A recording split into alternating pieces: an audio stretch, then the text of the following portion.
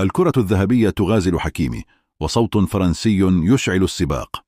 في مفاجأة مدوية، أعلن الصحفي الفرنسي كيفن دياز من قناة RMC سبورت دعمه الكامل للنجم المغربي أشرف حكيمي في سباق الكرة الذهبية. دياز لم يتردد في قوله: حكيمي كان الأكثر استقرارا، الأجدر بلا منازع. لماذا حكيمي؟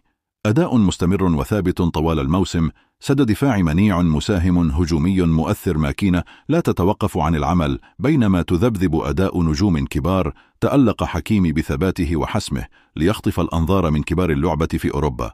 فهل يكون ابن المغرب أول مدافع عربي يتوج بالكرة الذهبية؟